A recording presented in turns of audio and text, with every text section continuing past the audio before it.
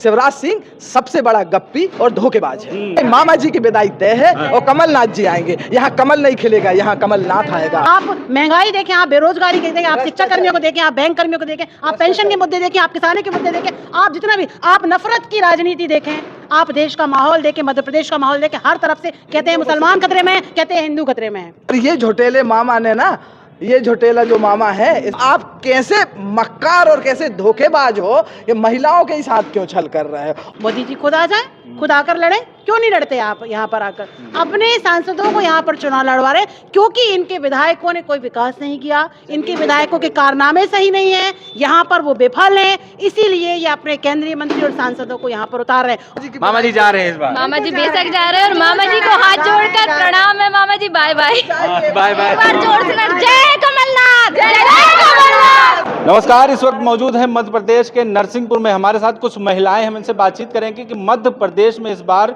चुनाव का माहौल क्या होने वाला है।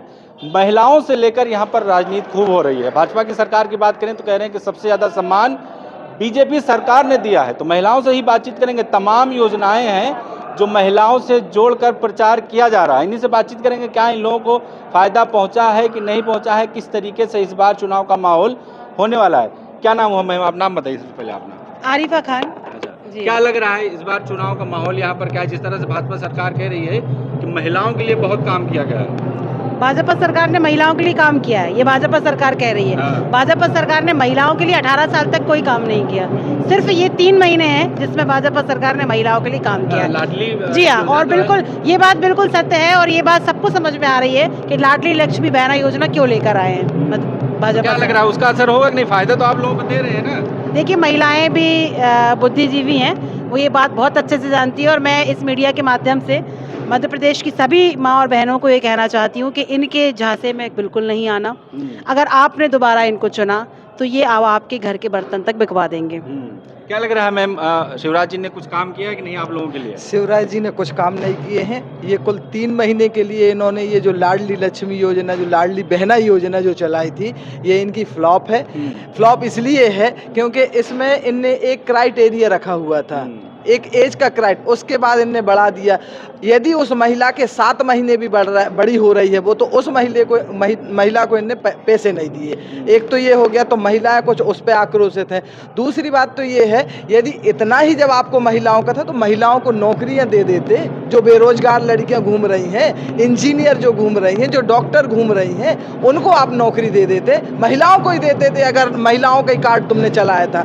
ये महिलाएं सब समझदार हैं, ये बेवकूफ़ नहीं है। महिलाओं को मालूम है कि इन्होंने जो ये कार्ड जो चलाया है 1000 रुपये महीने का, वो सब समझ रही है कि ये कुछ नहीं देने वाला। ये जो मामा है ये गप्पी मामा है। कह रहे हैं कि मध्य प्रदेश में महिलाओं का सबसे ज्यादा सम्मान हुआ है। नहीं, महिलाओं का कोई सम्मान नहीं हुआ है। यदि महिलाओं का सम्मान हुआ होता तो उज्जैन में जो महिला के साथ जो बलात्कार हुआ है, तो ये तुरंत उस पर कार्रवाई करते। और जहां देखो आप, जहां इनके ही साथ की महिलाएं हर मंच से लड़ी मड़ी पड़ रही हैं। आखिर क्यों? यदि सम्मान दिया होता तो मंच पे सबसे पहले महिलाओं को बिठाया जाता, नहीं बिठाया जाता, सिर्फ रैली के लिए इनका उपयोग किया जाता। जी को देखा गया कि कैसे कन्या पूजन कर रहे हैं, पैर छू रहे हैं। ये सब नौटंकी है उनकी।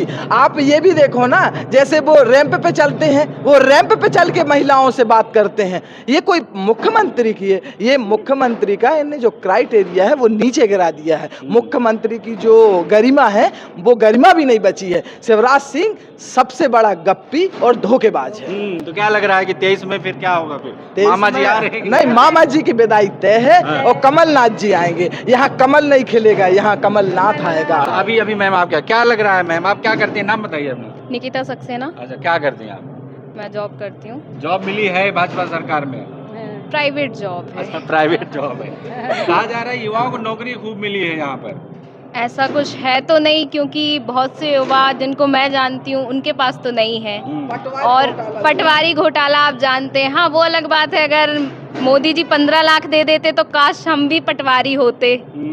15 लाख नहीं मिले आप लोगों को? 15 लाख तो नहीं मिले हैं, क्योंकि 15 लाख में पटवारी जरूर बनाए जा रहे थे कुछ मध्य प्रदेश में, जो कि मामा की योजना थी। अब ऐसी ऐसी योजनाएं मामा की चलाई जा रही हैं, कैसे रोजगार मिलेगा आप ही बताइए। आप लोगों को तो दिया गया है ना कि लाडली जो योजना है वो आप लोगों के लिए तो किया गया है ना। हमारे लिए तो बिल्कुल भी नहीं है। आप लोगों को लाभ नहीं मिल रहा उसका। बिल्कुल नहीं मिला है। 23 साल के ऊपर वालों के लिए है, जिनके पास ट्रैक्टर है उनके लिए नहीं है, जो 60 साल की है उनके लिए नहीं है। और भी ऐसी बहुत सी चीजें हैं जिनमें से 10-15% लोगों को, महिलाओं को मिली है ये योजना।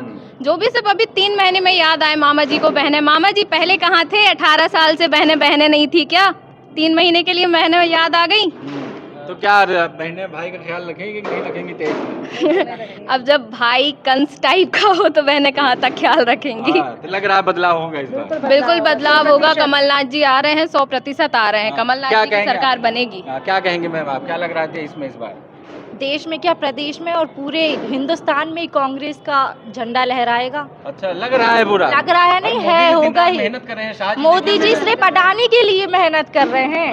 अरे कह रहे जनता के प्रधानमंत्री हैं, जनता के नहीं, सिर्फ जनता के लिए वो सिर्फ दिखावा करते हैं, बड़ी बड़ी हाँकते हैं कि मैं ये कर दूंगा वो कर दूंगा, बस। अच्छे दिन नहीं आए?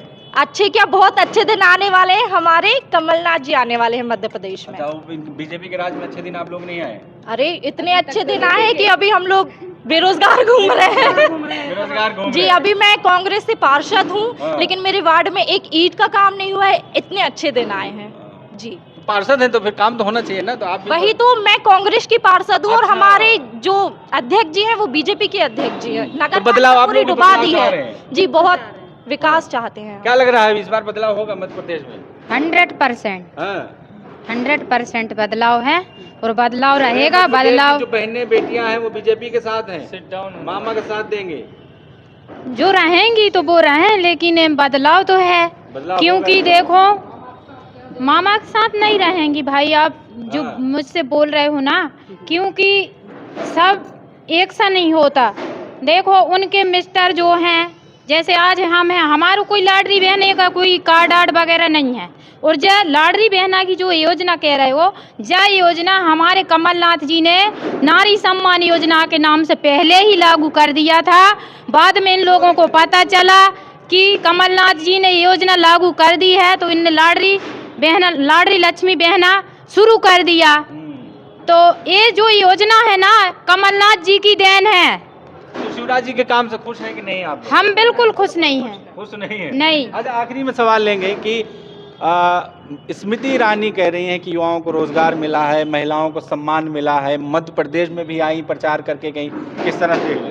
ये जब से ये गैस सिलेंडर पे बैठी हैं स्मृति ईरानी, उसके बाद से ये हम लोगों को तो नहीं दिखी। जो ये चूड़ियाँ दिखाती थी कांग्रेस के लोगों को, ये जो चूड़ियाँ दिखाती थी मनमोहन जी की सरकार में, उसके बाद से ये हम लोग को नहीं दिखी। और ये झोटेले मामा ने ना, ये झोटेला जो मामा है, इसने 500 में कमलनाथ जी ने गैस टंकी करी कि हर बंदे को 500, पुरुष या महिला ऐसा कुछ नहीं है, लेकिन इसने 450 में कर दिया कि महिलाओं को। अरे महिलाएं जब उधर नाम बदलवाने गई अपना एजेंसी में, तो उनको 4,500 रुपये में नाम बदलाई हुए। बताओ आप कैसे मक्कार और कैसे धोखेबाज हो, ये महिलाओं के ही साथ क्यों छल कर रहे हो। और स्मृति ईरानी ने यदि किया है, कहा है, तो उससे ये जरूर पूछ लेना कि ये पटवारी घोटाला नहीं पता तेरे को मैडम, जो यहाँ सारी बच्चे, जो गधे बच्चे, जिनको ये नहीं मालूम कि नर्मदा जी का कहाँ से निकली हैं, वो कह रही हैं कि यूट्यूब पे देख लेना, टीवी पे देख लेना।